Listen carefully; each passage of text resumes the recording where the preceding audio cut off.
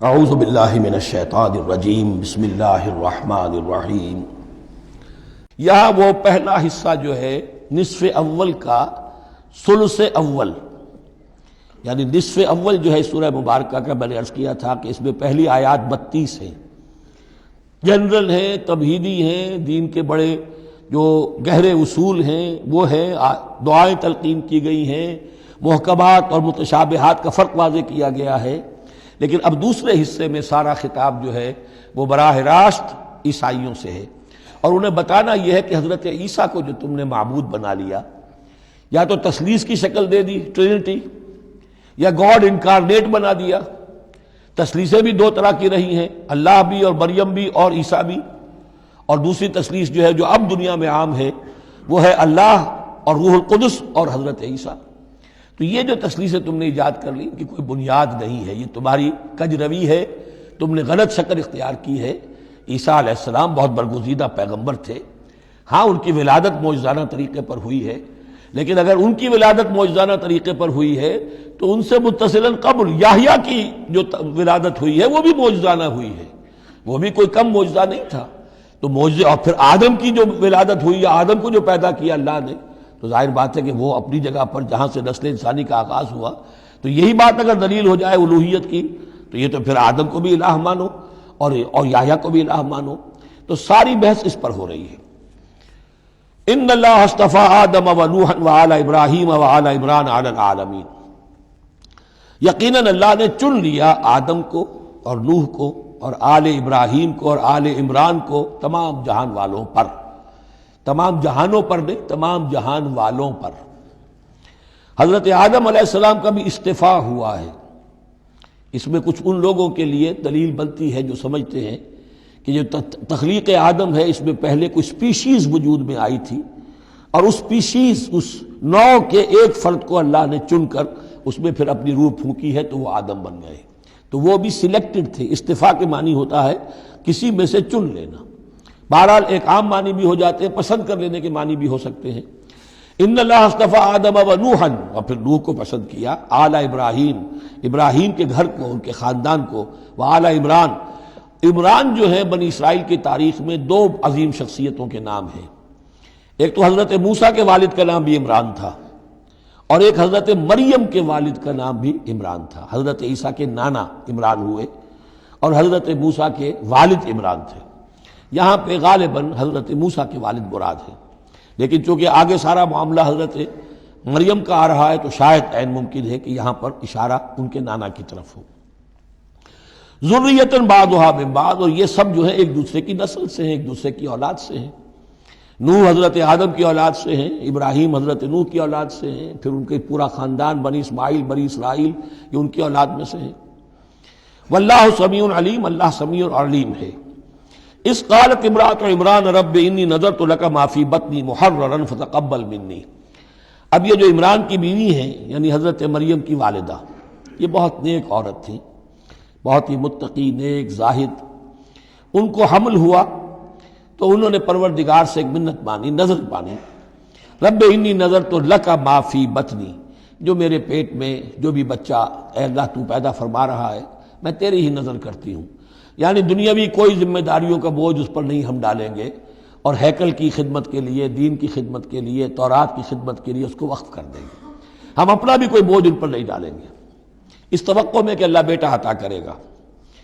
محررن کے مطلب ہے اسے آزاد کر دیں گے، تحریر آزاد کر دینا، حر سے، کہ کوئی ذمہ داری اس پر نہیں ہوگی، اسے ہم خالص کر دیں گے تیرے دین کی خدمت کے لیے اور ہیکل کی خدمت کے لیے۔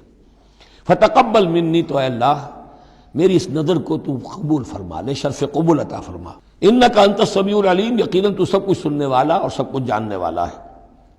فلما وضعتها قالت رب انی وضعتها انثی، اب جب وضع حمل ہوا تو پھر اس نے کہا اے اللہ یہ تو میں ایک بیٹی جنم گئی ہوں، یعنی میری تو یہاں بیٹی ہو گئی ہے، میں تو امید میں تھی کہ بیٹا آئے گا تو اس کو جو ہے میں وقف کر دوں گی۔ اس وقت تک ہیکل کے خادموں میں کسی خاتون کو، لڑکی کو قبول نہیں کیا جاتا تھا۔ واللہ عالم بما وضعت، اللہ فرما رہے کہ اللہ بہتر جانتا تھا کہ کیا اس نے جنا ہے، اسے کیا پتا کیسی بیٹی جنی ہے۔ ولیس الذکر کالانثی، اور کہاں ہوگا کوئی بیٹا اس بیٹی جیسا. اس کے دونوں معنی کیے گئے. ایک تو ایسا کہ یہ گویا کہ قول مانا جائے حضرت مریم کی والدہ کا کہ لڑکا تو لڑکی کی طرح نہیں ہوتا، اب لڑکا ہوتا تو میں اسے خدمت کے لیے وقت کر دیتی، یہ تو لڑکی ہو گئی. اور ایک یہ بھی ہے کہ اللہ کی طرف سے اس کو مانا جائے واللہ اعلم بما وضعت ولیس الذکر کالانثی، کوئی بیٹا ایسا ہو ہی نہیں سکتا جیسی بیٹی تمہیں دی ہے. وَإِنِّي سَمَّيْتُهَا مریم، اور وہی اب ان کا کلام شروع ہوا ان کی والدہ کا مریم کی، میں نے اس کا نام مریم رکھا ہے. وَإِنِّي أُعِيذُهَا بِكَ، اور اے اللہ میں اسے تیری پناہ میں دیتی ہوں، وَذُرِّيَّتَهَا، اور جو بھی اس کی اولاد ہو نسل ہو اس کو بھی تیری پناہ میں دیتی ہوں، من الشیطان الرجیم، مردود شیطان کے حملے سے، کہ اللہ ان کو مریم کو بھی اور اس کی آنے والی اولاد کو بھی تو بہت ہی اپنی حفاظت میں رکھیو، شیطان سے بچائیو. فتقبلها ربها بقبول حسن، تو قبول فرما لیا انہیں، یعنی حضرت مریم علیہ السلام کو ان کے رب نے بڑی ہی عمدگی کے ساتھ قبول حسن، شرف قبول عطا فرمایا بڑی ہی خوبصورت انداز میں. وَأَنبَتَهَا نَبَاتًا حَسَنًا، اور ان کی پرورش کی بہت ہی عمدہ طریقے پر، بہت اعلیٰ طریقے پر. وَكَفَّلَهَا زَكَرِيَّا، اور ان کو کفالت میں دے دیا، تربیت میں دے دیا حضرت زکریا کے. یہ حضرت زکریا جو ہیں یہ خالو تھے حضرت عیسیٰ علیہ السلام کے، حضرت مریم کے خالو. تو ہم ان کی تحویل میں، اور وہ اس وقت کے چیف کاہن تھے، chief priest of the temple, ہیکل سلیمانی کے وہی نبی بھی تھے اور وہی وہاں کے سب سے بڑے جو ہیں، جو آج کل ہم سمجھتے ہیں مجاور وغیرہ، تو وہ مقام ان کا کاہنوں کا ہوتا تھا. وَكَفَّلَهَا زَكَرِيَّا كُلَّمَا دَخَلَ عَلَيْهَا زَكَرِيَّا الْمِحْرَابَ، جب کبھی بھی زکریا ان کے پاس جاتے تھے محراب میں، وجد عندها رزقا، وہ دیکھتے تھے محراب حجروں کی شکل کے اندر جو جیسے بنے ہوتے ہیں مسجدوں کے ساتھ، تو ایسے ایک حجرہ ان کو دے دیا گیا کہ یہ اللہ کے لیے نظر کی گئی ہے اور ان کو قبول کر لیا گیا ہے، تو اب ان کے لیے یہاں پر یہ حجرہ ہے، اس میں وہ رہتی ہیں. لیکن جب بھی وہ حجرے میں جاتے تھے تو دیکھتے تھے ان کے پاس کھانا، میوے رکھے ہیں بغیر موسم کے. اور بعض لوگوں کی رائے یہ بھی ہے کہ یہاں سے مراد مادی کھانا نہیں ہے بلکہ علم و حکمت، کہ جب حضرت زکریا ان سے بات کرتے تھے تو یہ کہ انہیں حیران رہ جاتے تھے کہ اس لڑکی کو یہ اس قدر حکمت کہاں سے مل گئی، اتنی معرفت کہاں اس کو حاصل ہوئی. قال یا مریم انا لک ھذا، وہ پوچھتے اے مریم یہ تمہیں کہاں سے چیزیں ملتی ہیں، یہ کھانے کہاں سے آ جاتے ہیں، یہ بے موسمی پھل کہاں سے آ جاتے ہیں، یا یہ علم و حکمت کی باتیں تمہیں کیسے معلوم ہوتی ہیں. قالت هو من عند اللہ، تو وہ کہتی تھیں یہ سب اللہ کی طرف سے ہے، اس کا فضل ہے، اس کا کرم ہے.